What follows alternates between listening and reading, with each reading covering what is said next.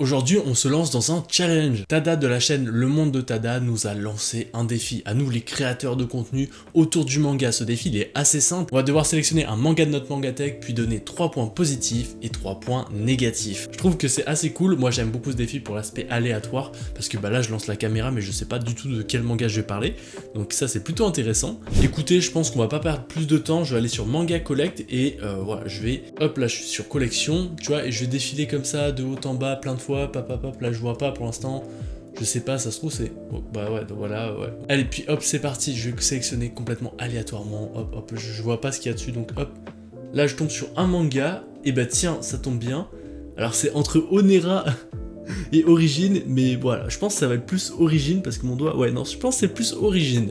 Origine de Boichi, un manga qui est dans mon mangatech depuis assez longtemps. Pour le résumer assez simplement, on va avoir ce personnage, je me souviens plus de son nom, évidemment, mais bon, c'est un sorte de robot qui a été construit par un créateur de robots qui est assez fort, qui a réussi à développer des intelligences artificielles qui peuvent se développer, et donc des sortes de robots autonomes qui peuvent s'auto-réparer, et réfléchir.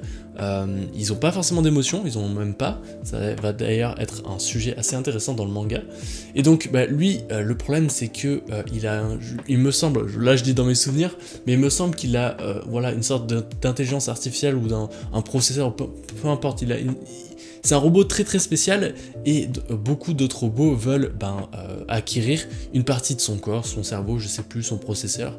Donc voilà, c'est un robot très avancé. Puis lui, en fait, son objectif c'est tout simplement de vivre une vie tranquille parmi les humains, sans forcément qu'on capte que c'est un robot. Allez, on va commencer par quoi? Les points négatifs, c'est parti. Les points négatifs, bon c'est du Boichi, et forcément au niveau du scénario, c'est pas non plus incroyable, on n'est pas sur quelque chose qui va vraiment nous transcender. Non, en plus là on est dans la science-fiction, donc souvent dans la science-fiction on peut avoir tendance à partir vraiment loin dans des univers fictifs, des univers parallèles, peu importe, enfin il y a vraiment plein de choses à faire.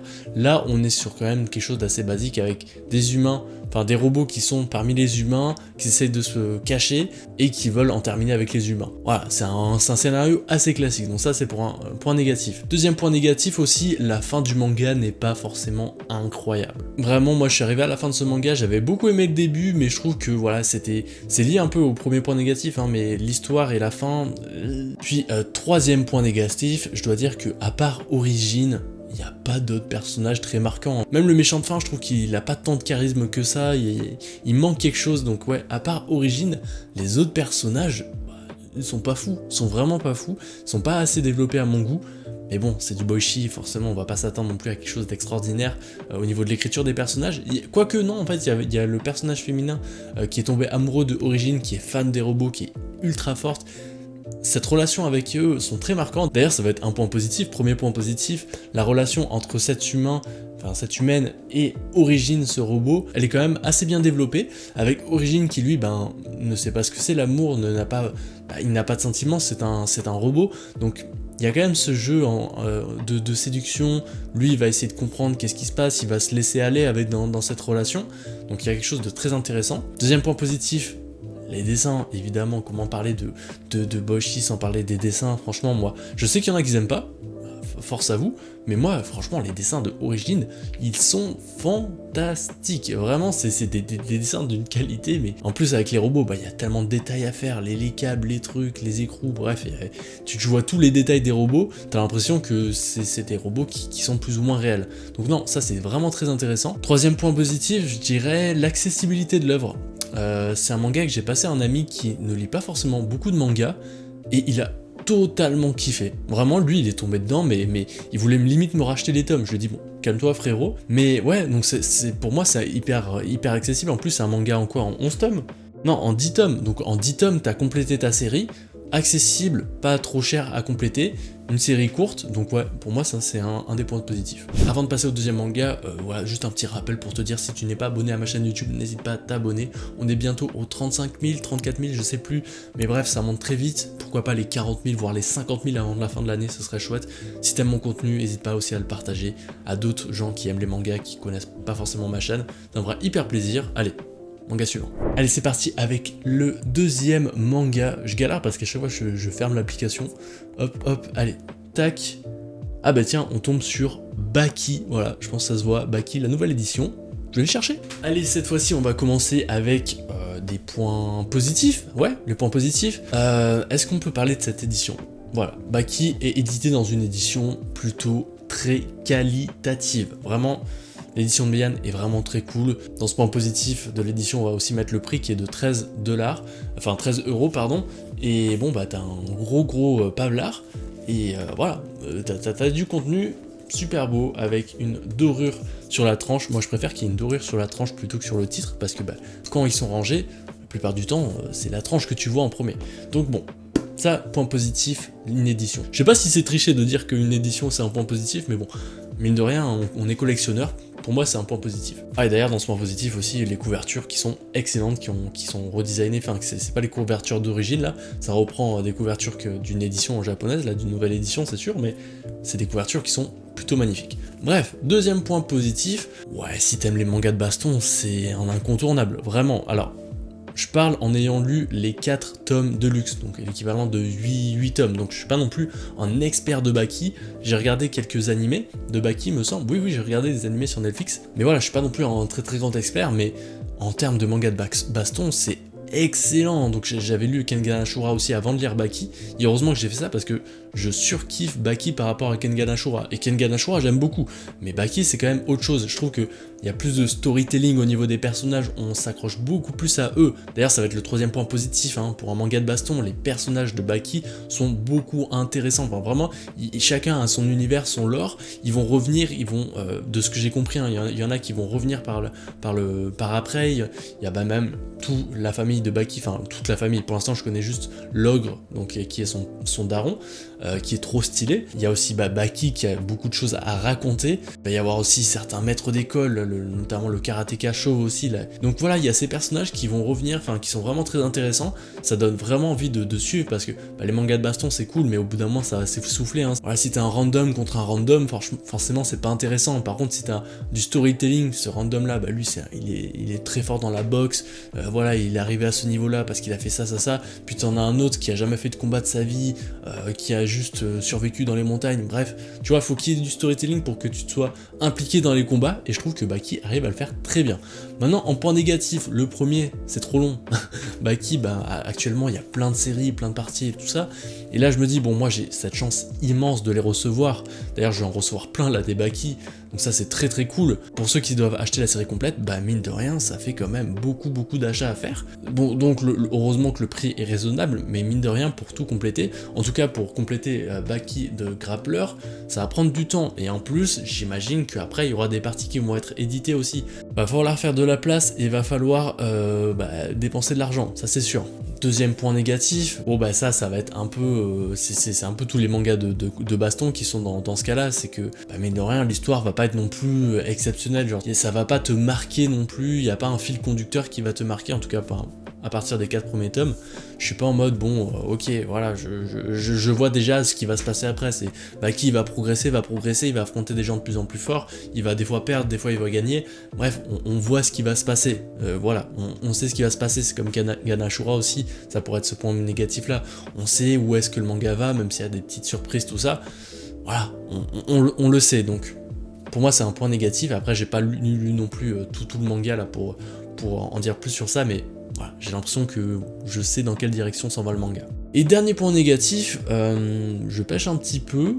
Qu'est-ce que ça pourrait être? J'hésite à dire que si t'aimes pas les mangas de baston, c'est pas un manga fait pour toi, mais ça serait trop facile de dire ça, faut que je trouve autre chose. Ah oui, hein, et un truc qu'on peut parler, c'est que forcément, les dessins sont un petit peu trop rondelés. C'est rondelé. Voilà, c'est comme ça que je vais les décrire. Je les trouve un petit peu, voilà, les personnages, je les trouve un petit peu, je sais pas, rondelés, un peu rondouillards. C'est des traits qui sont très ronds, même les muscles sont très ronds. Je sais pas les dessins qui me marquent le plus, même si je dois dire, je suis sévère, hein, c'est parce qu'il faut que je trouve un point négatif, mais tu vois, par exemple, Kengan Ashura, je trouve que les dessins sont beaucoup plus modernes, mais en même temps, c'est normal, Baki, c'est un peu plus vieux. Mais même au niveau du chara design des persos, c'est les nez très ronds, tout ça, c'est pas mon truc préféré, mais par contre, dans ma lecture, ça me dérange pas. Donc, c'est un point négatif pour trouver un point négatif, mais honnêtement, c'est pas quelque chose qui me dérange vraiment dans ce manga-là. Donc voilà, je pense que j'ai rempli ce défi pour ce manga.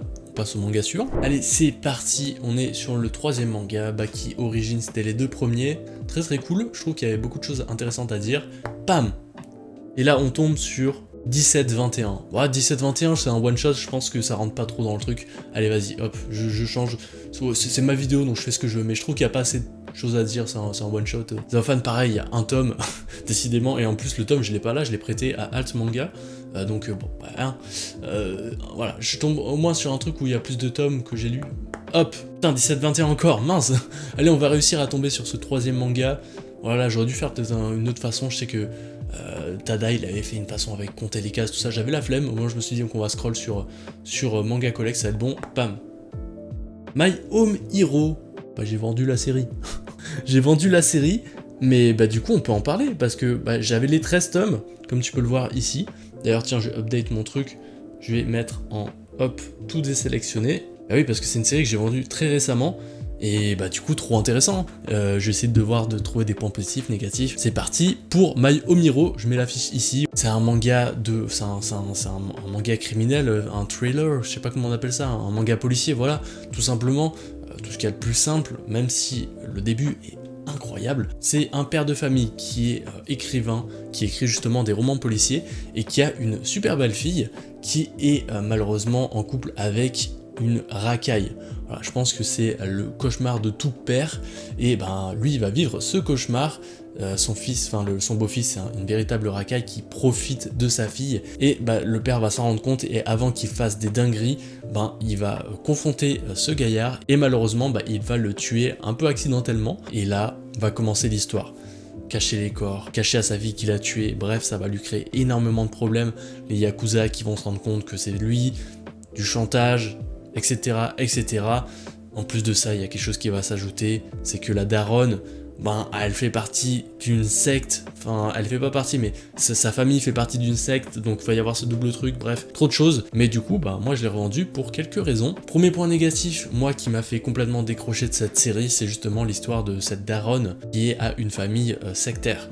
Donc, parce que ouais, au début du manga, c'est trop cool, vraiment, ce début de ce père de famille qui doit se débrouiller, qui, bah, avec bah, toutes ses recherches de romans policiers, avec ses écritures, connaît quelques notions bah, pour cacher un cadavre, pour tuer quelqu'un, il a ces solutions-là, donc il est très intelligent, il va avoir ce sang-froid pour passer à des situations, enfin, passer outre des situations qui sont quand même très graves, hein. Cacher un cadavre, je sais pas si t'as déjà été amené à faire ça dans ta vie, mais bref, c'est pas quelque chose de très commun, lui va vraiment être très fort à ce niveau-là, donc voilà, il y a tout ce début qui est trop intéressant, avec cette escalade de problèmes qui va arriver à cet homme qui avait une vie tranquille à la base, et puis voilà, après il y a cette histoire de secte avec la daronne qui fait que on a un sujet de base, mais en fait après on va beaucoup plus loin. Les parents de la daronne veulent à tout prix s'accaparer la fille pour qu'elle soit la successrice, comment on dit ça? Attends, successrice, je sais pas si c'est un nom féminin pour ça, mais bref, pour qu'elle soit à la succession de la secte. Mais évidemment les parents ils sont en mode bah non, mais voilà, pour moi ça part beaucoup trop loin de ce qu'on était à la base. J'ai l'impression que j'ai été trompé sur la marchandise, et j'ai l'impression que ça a été fait aussi pour rallonger le manga, parce que y a aucune chose vraiment qui donne un indice sur ça au début du manga, donc j'ai l'impression d'être un peu trompé, donc voilà, ce point de l'histoire qui est vraiment pas très cool. Deuxième point négatif, bon bah des dessins assez classiques, hein, vraiment on est sur rien de recherché, rien de marquant. Je pense notamment à un manga policier, The Killer Inside, qui lui a des dessins beaucoup plus criards, beaucoup plus spécial, donc ouais je préfère largement The Killer Inside au niveau des dessins, et même au niveau de l'histoire, mais voilà, donc des dessins pas ouf.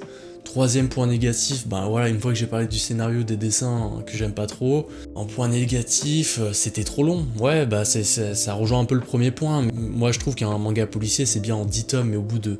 Là je crois que c'est arrivé au tome 16, 17, c'est bon, c'est beaucoup trop. Enfin, je trouve que par rapport au problème de base qui a été résolu, ça part sur d'autres choses, c'est trop. Je lirai peut-être la suite quand même en numérique, histoire de voir qu'est-ce qui s'est passé, mais c'est pas dans mes priorités de lecture. Ensuite, point positif, bon, qu'est-ce qu'il y a à dire? Bah, point positif qui pourrait être intéressant, c'est au niveau de la communication. Je m'en souviens que le premier tome, il y avait une étiquette avec Maxime Chatham qui recommandait le manga. Voilà, c'est un point positif que je sors comme ça, mais pour ceux qui savent pas, Maxime Chatham c'est un très très grand écrivain de manga policier. On aime bien dire que c'est le Stephen King de France. Et il se trouve que moi c'est un auteur que j'aime beaucoup. Je lis pas énormément de livres, mais Maxime Chatham, j'ai lu La Conjuration Primitive, Insectes et un autre livre là qui se passe, la couverture elle est noire là avec une maison, je l'afficherai ici.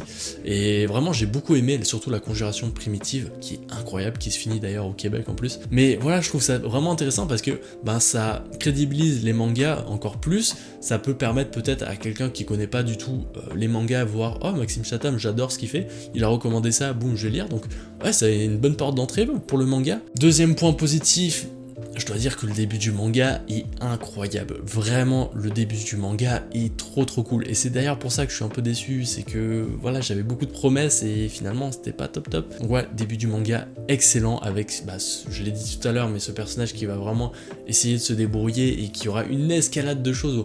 Le mec il avait une vie tranquille, puis du jour au lendemain il se retrouve avec des problèmes avec les Yakuza, avec devoir gérer sa fille, il va mettre sa femme dans la confidence, sa femme, bon elle a la tête froide, elle va lui dire je sais pourquoi t'as fait ça donc je vais te soutenir.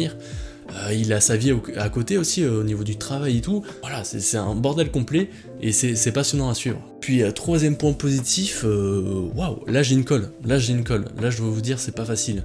Je réfléchis, j'ai que des points négatifs. Troisième point positif, c'est une histoire tellement crédible qu'on a l'impression que ça peut arriver concrètement. C'est ça, on a l'impression que le mangaka, lui il consomme des romans policiers, il reprend les codes, il les adapte hyper bien en manga.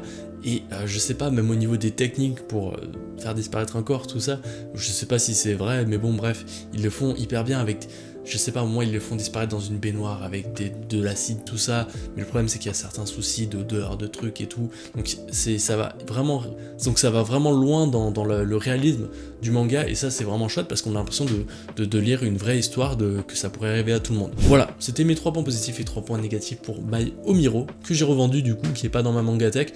Je pense que ça compte quand même parce que voilà, je trouve ça cool aussi de donner des points négatifs et positifs sur un manga que j'ai vendu. Ça m'a permis aussi de mettre mon manga collect à jour. C'était tout pour cette vidéo, merci Le Monde de Tada pour ce défi. Allez voir sa chaîne en description, moi c'est l'un de mes youtubeurs favoris du côté du manga. Je te laisse avec ma précédente vidéo, c'était une vidéo achat manga, je sais pas si tu connais le concept, bref, si tu le connais pas, tu peux aller voir ce que c'est.